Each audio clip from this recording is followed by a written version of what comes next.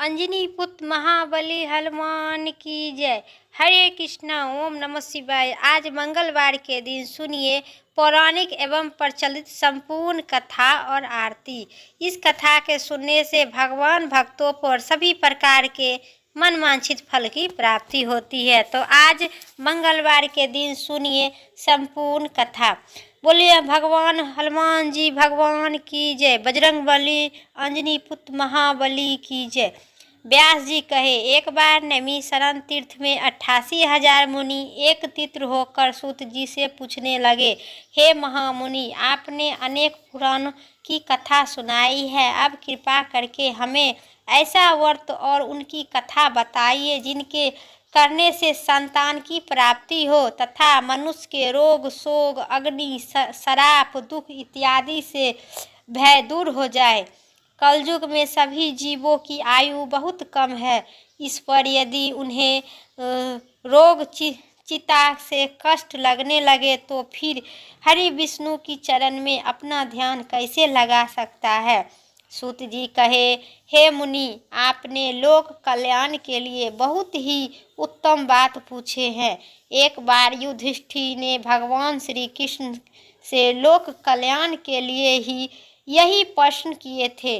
जब भगवान श्री कृष्ण और युधिष्ठिर के संवाद में आपके सामना कहता हूँ, ध्यान देकर सुनिए। एक बार हस्तिनापुर में राजसभा में योगराज श्री कृष्ण बैठे हुए थे।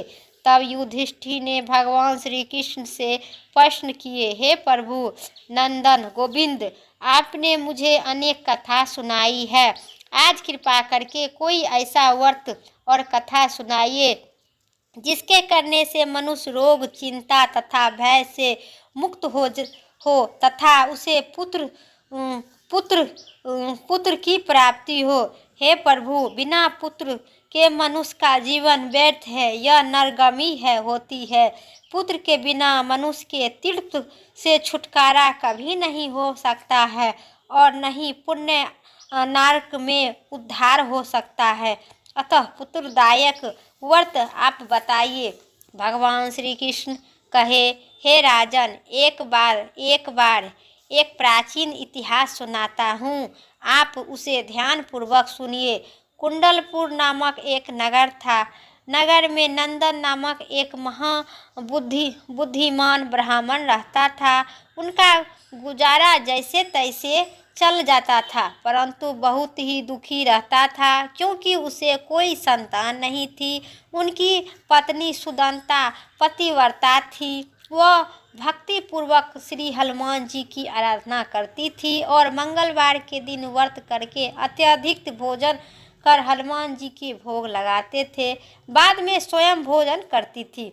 एक मंगलवार का गृह काज के अधिक के कारण वह हनुमान जी की भोग लगाना न भूल गई। इसी पर उस बहुत ही दुखी हुई। उसने स्वयं भी भोजन नहीं की। प्रण की कि अब मैं अगले मंगलवार को हनुमान जी को भोग लगाकर ही अन्न जल ग्रहण करूंगी।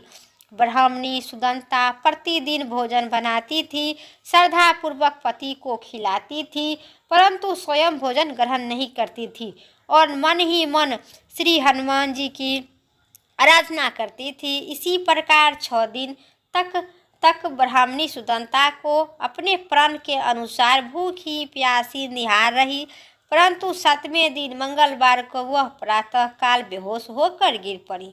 सुदंता की इस असीम भक्ति से हनुमान जी बहुत प्रसन्न हुए और उनके सन्मुख प्रकट हुई।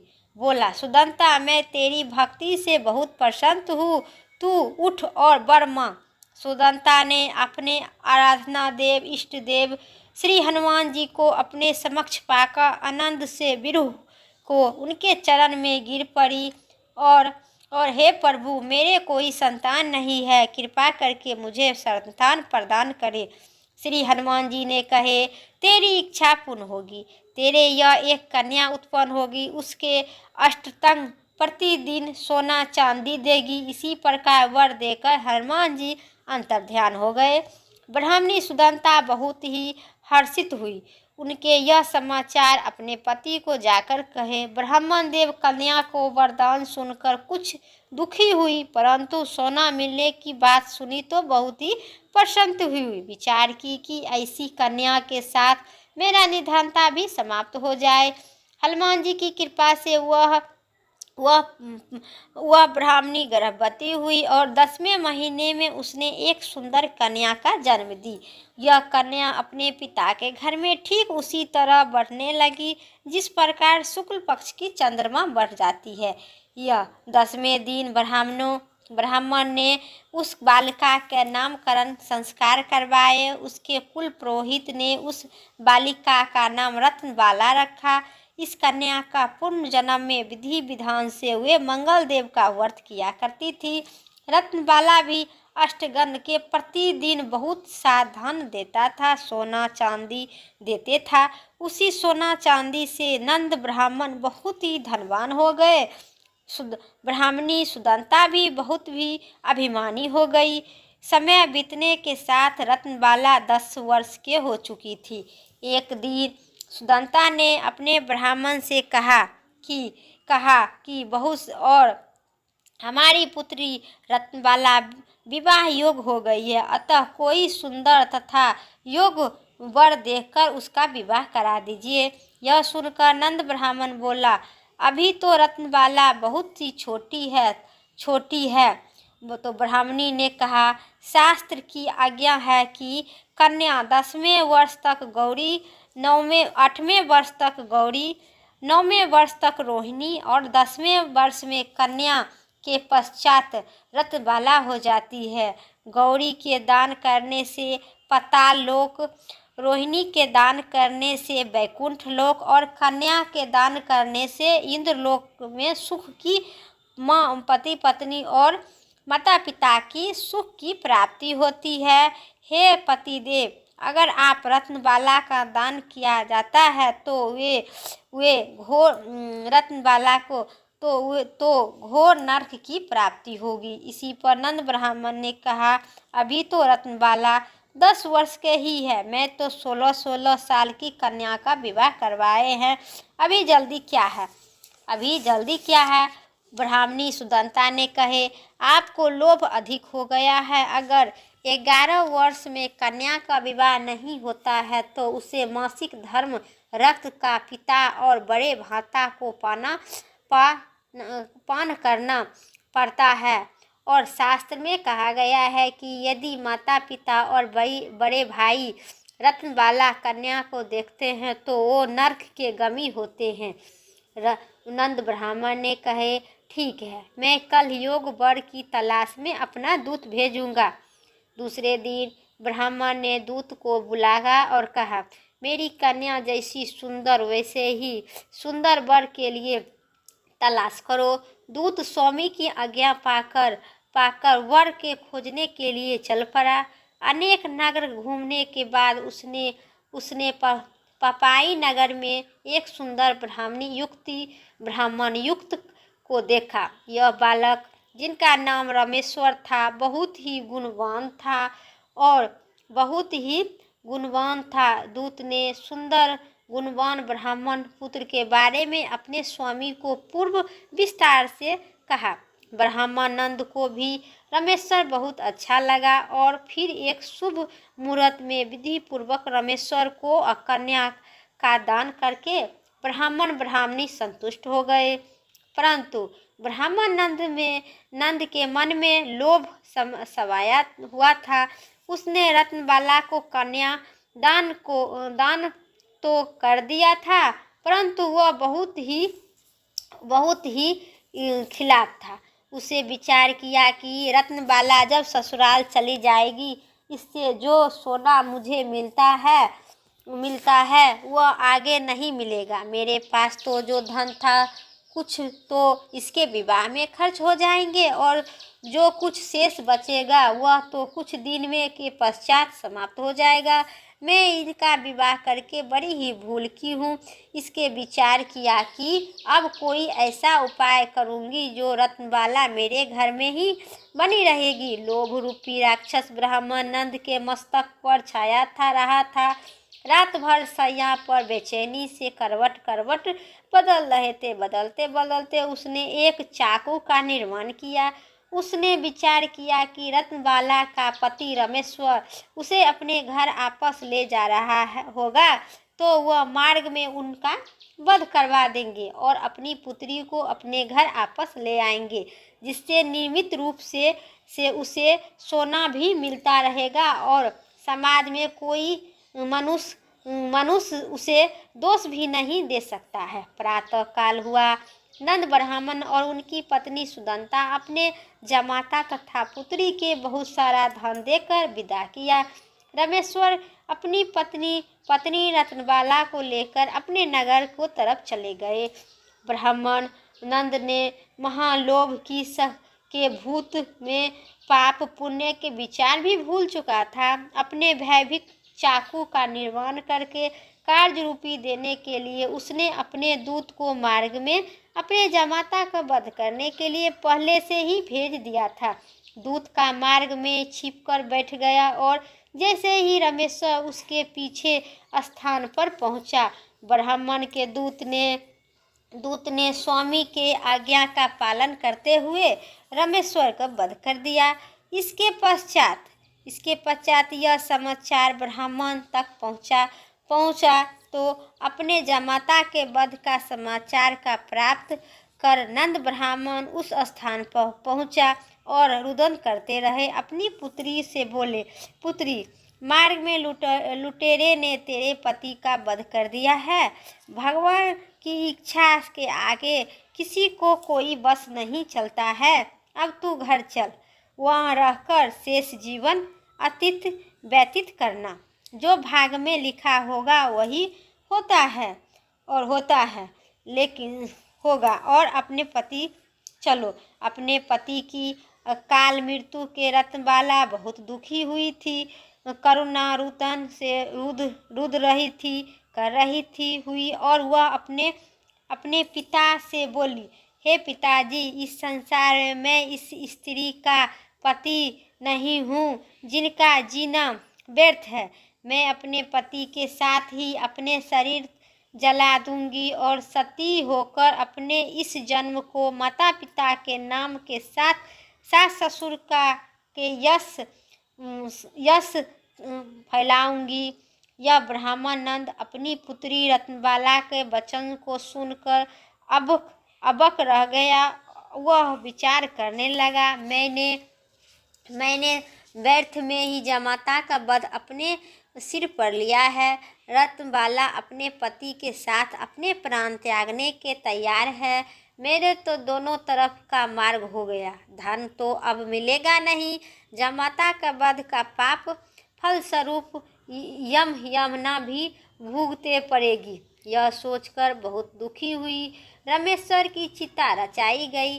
रत्नबाला सती होने की इच्छा से अपनी पति का सिर अपनी गोद में रखकर चिता में बैठ गई। जैसे ही रमेश्वर की चिता में आग लगी, वैसे ही प्रसन्न होकर मंगलदेव प्रकट हुए और बोले, हे रत्नबाला, तेरी पति भक्ति से बहुत ही प्रसन्न हूँ, तू वर मांग। रत्नबाला अपने पति का जीवन दान मांगा। मंगलदेव ने रत्नबाला का तेरा पति अजर अमर है, यह बड़ा विधान भी होगा। इसके अतिरिक्त तेरी इच्छा हो वह वर मांग। रत्नबाला ने कहे, हे ग्रह की स्वामी, यदि आप मुझ पर प्रसन्न है तो यह वचन वरदान दीजिए कि जो भी मनुष्य मंगल व्रत के दिन प्रातः काल लाल पुष्प लाल चंदन से पूजा करके आपका स्मरण करे, उसे रोग शोग न हो, व्यंजनों से भी कभी विरुद्ध न हो, श्राप अग्नि तथा शत्रु का भय न हो। जो स्त्री मंगलवार का व्रत करे वह कभी विधवा न हो। मंगलदेव तथास्तु कहे, ऐसा ही होगा। अगर यह अर्धांगिनी हो गए हैं तो मंगलदेव की कृपा से रमेश्वर के जीवित होकर उठ गया। रत्नबाला अपने पति को पुनः प्राप्त कर बहुत प्रसन्न हुई। रमेश्वर अपनी पत्नी को लेकर अपने नगर चले गए। इसके बाद दोनों पति पत्नी मंगल दिन के मंगल व्रत किए। हनुमान जी का व्रत के पश्चात मंगलवार का व्रत करने लगे और मंगल देव की कृपा से इस लोगों को सुख ऐश्वर्य भोग कर यशमय और स्वर्गलोक की प्राप्ति हुई। बोले भगवान बजरंगबली महाराज की जय और पवन सुत हनुमान की जय। मंगलवार के दिन संपूर्ण कथा समाप्त हुई। अब सुनिए आरती। हनुमान जी की चालीसा। श्री गुरु चरण सरोज रजे निजमल मुकुट सुधार, वरुणा रघुबर विमल जसोधे जोधा एक फल चार। बुद्धि नितन जान के सुनला पवन कुमार, बल बुद्धि विद्या दे मोहि हरहु कलेश विकार। जय हनुमान ज्ञान गुण सागर, जय कपीत लोक उजागर। रामदूत अतुलित बलदाना, अंजन सूत्र पवन सुत नामा। महावीर विक्रम बजरंगी, कुमति निवारण सुमित के संगी। कंचन बरन विराग सुबेसा, कंडल कुंडल कुंचित केसा। हाथ ध्वज और धरा विराजे, कांधे मूज जनेऊआ छाजे। शंकर सुमन केसरी नंदन, तेज प्रताप महाजगवंदन। विद्यावान गुणी अति चातु, राम काज किरवे को आतु। प्रभु चरण सुबे को रसिया, राम लखन सीता बन बसिया। सूक्ष्म रूप सिंहक दिखावा, विकट रूप धरि लंक जरावा। भीम रूप धरि असुर संहारे, रामचंद्र जी की काज समारे। लाए सजीवन लखन जियावे, श्री रघुबीर हरथ उज लाए। रघुपति किन्ना बहुत बड़ाई, तुम प्रिय भरत सन भाई। सहस्त्र वदन तुमरे यश गावे, अस कही श्री कथि कंठ लगावे। सनकादिक ब्रह्मा मुनि का, नारद सारद सहित अहिका। जन्म कुबेर दिक्पाल जहावे, कवि गोविंद कहीं सकल कहावे। तुम उपकार सुग्रीव किन्ना, राम मिलाए राजपति दीन्ना। तुमरे मंत्र विभीषण माना, लंकेश भय सब जग जाना। जुग सहस्त्र जो जन पर भानु, लील्हे ताहि मधुर फल जानु। प्रभु मुद्रिका मेली मुख माही, जलद लाए गए अचरज नाही। दुर्गम काल जगत के तेते, सुगम अनुगम तुमरे तेते। राम दुलारे तुम रखबारे, होता न आज्ञा बिन पैसारे। सब पर सुख लाए तुम्हारी सरना, तुम रक्षक कहू को डरना। आपन तेज सास्ते आपे, तीनों लोग हास्ते कापे। भूत पिशाच निकट नहीं आवे, महावीर जब नाम सुनावे। नासे रोग हरे सब पीरा, जपत निरंजन हनुमत बीरा। संकट ते हनुमान छुड़ावे, मन कर वचन ध्यान जो पावे। सब पर राम तपस्वी राजा, तिनके काज सकल तुम छाजा। और मनोरथ जो कोई गावे, सोई अति जीवन फल पावे। चारों युग प्रताप तुम्हारा है, प्रसिद्ध जगत उजियारा। साधु संत के तुम रखबारे, असुर निकंदन राम दुलारे। अष्टसिद्धि नवनिधि के दाता, असवर दीनी जानकी माता। राम रसायने तुमरे पासा, सदा रहु रघुपति के दासा।